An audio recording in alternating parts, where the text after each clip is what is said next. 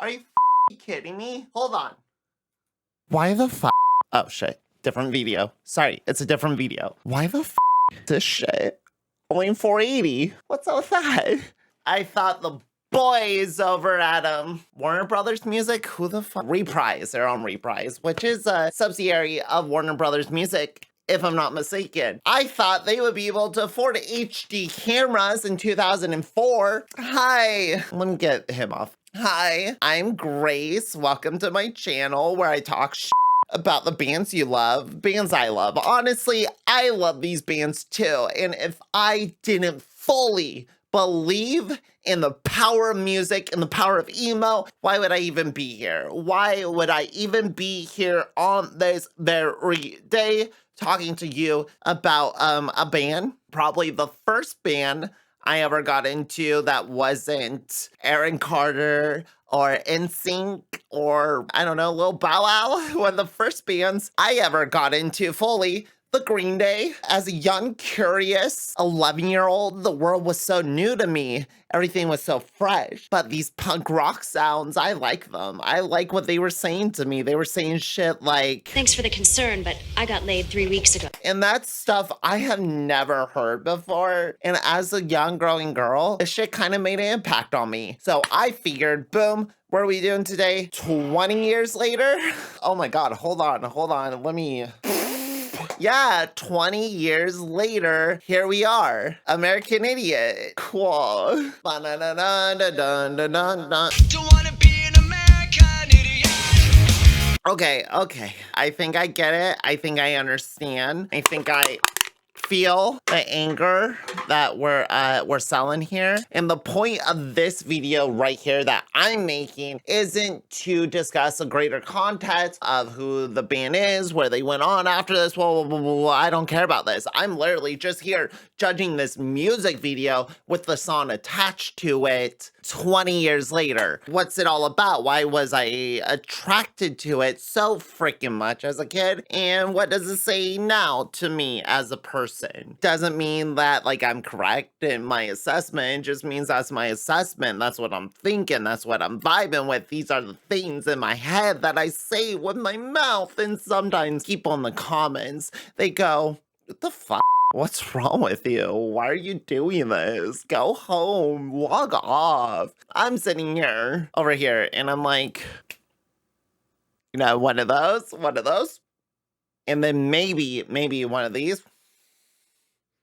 Go away. I don't need you. Get out of here. People tell me that my mouth is too big, and I say, compared to what? American Idiot as a song, as a concept, seems to be Billy Joe airing his frustrations that there is a certain image brought onto punk music, image that he may have gladly played into. For Green Day is a reference to a song that is literally about staying home and smoking weed all day. Green Day as a band is sort of juvenile in its inception and how they have evolved, slowly growing more and more mature over their tenure. Warning as an album is extremely more like serious and dry. There's not as much obvious humor as like Walking Contradiction or Redundant or Hitchin' a Ride. Some songs were like Billy's nature when he feeds into it, when he feeds into this like gross animal that he likes being, except for like their newer stuff, they do it too much and it gets too sexual and weird. It's because he's older now. The tone is different. American Idiot is at this crossroads of them trying to be a very serious band with their very serious new record. They're going bigger than ever, bolder than ever, and this is the title track, the mission statement, and the rebranding of Green Day. The last time we saw them, Billy had like blondish hair. They were on a float and he was saying, I want to be the minority. They were fundamentally not this band. And this is a rebranding of them as a musical act that is Green Day performing American Idiot. This isn't necessarily what I would say is representative of the band that came before or the band that came after. This feels like a costume, a production, a character that they are putting on for this performance of the American Idiot. So we have this moment, and this is probably the most interesting, controversial moment. Just talk about it right now, and that's when Billy Joe calls himself a Is Billy gay? What? What? Why would he say that? Why would he call himself that? That's such a weird thing to say. Being a punk rock band that has been so accepted and looked at in the scene, but also like not respected and made fun of in the scene. Being a band that both sits on the forefront of like hardcore roots, of hardcore SoCal respectability, but also being like partially sold out, partially being overplayed from time of your life, and partially being kind of a cliche redundancy of themselves as rock stars. This line that I think Billy is trying to thread, and this song, this creation is that like threading of that needle of like, we're kind of dumb jagoffs, but I'd rather be a dumb jagoff individual than be your shitty, judgmental f***ing ass. And that is something that I think is relatable, and why this song in particularly resonated with a lot of people, because no one wants to be looked at as the fool. That's what it's kind of reading off, right? It's like, well, maybe I am the kid, okay? But I'd rather be that than a redneck. That is what he's saying on the most plain level. So the line, I think the line kind of sits weird. I think the line... he's a little too flippant. Maybe we were all a little too flippant with that word in the early 2000s. That's not the point. But there is a tinge of self-awareness. You can see here, because the second he says it, and that's why I'm saying it's like a performance. Like, every time he plays this, he does the, oh, what did I just say? What did I just call myself? It's kind of an admittance. It's kind of dirty. It's kind of like, it's like, yo, bro, that's like, what are you?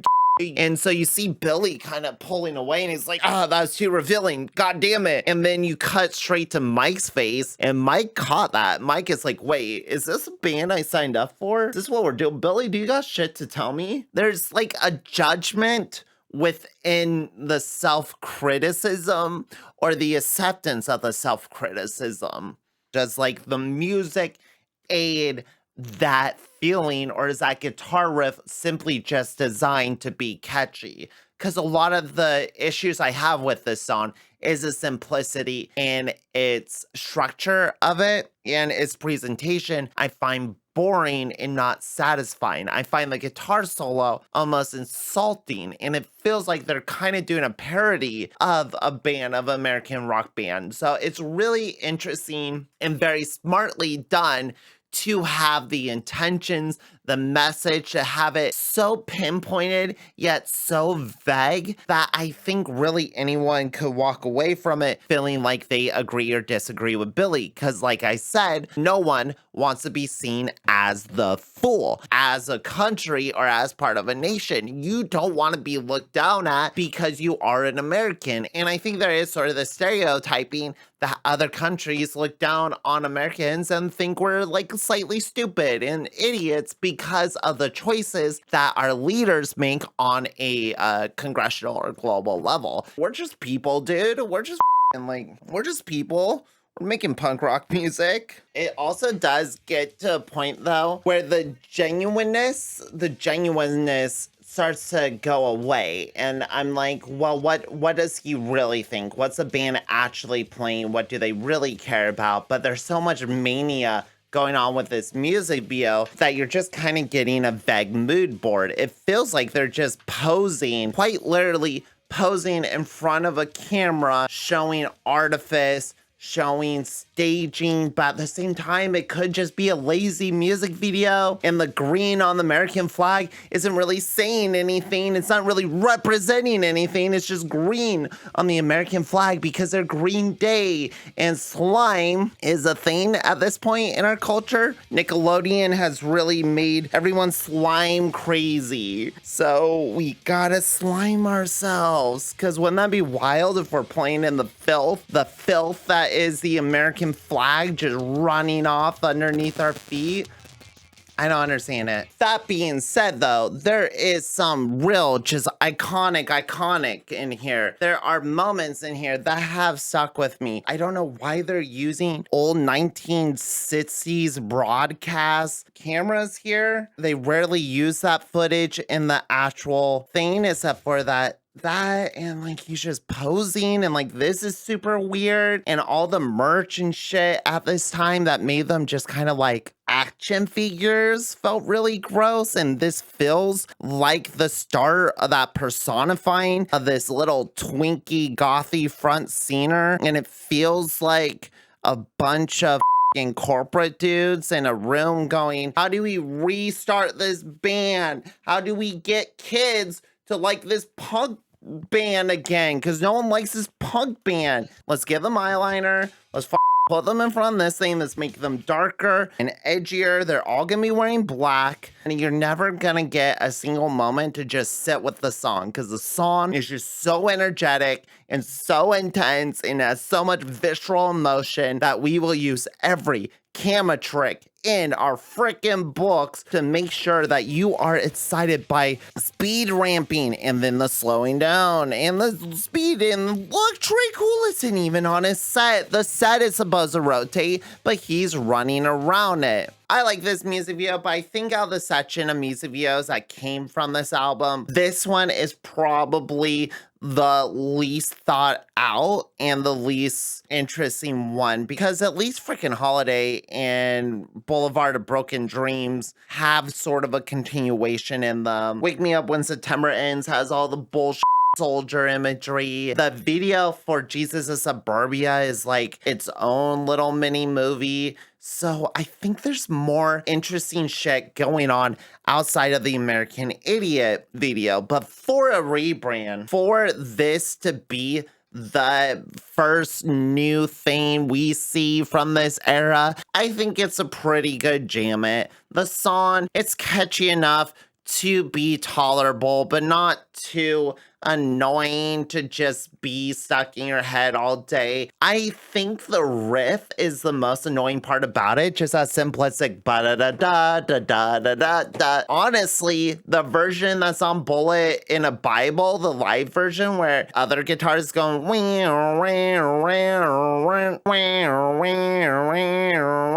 I think that shit adds so much more texture and an extra layer to this song this recorded version just does not have. So unfortunately, I don't think I can put it in the full-on jam it category, and it's gonna have to join Mr. Ronnie Radke and company over here in plain jam it territory. I'm not gonna turn this song off. I don't think I ever actively am in the mood to listen to American Idiot, and 20 years later, I still am not really in the mood to listen to it. Solid song, not my favorite Green Day song, not very evocative of the album that comes after it. So I don't know what to say. It's kind of a weird one, but like whatever, dude. Anyway, thank you for getting this far. If you've gotten this far, please check out my music. Woo!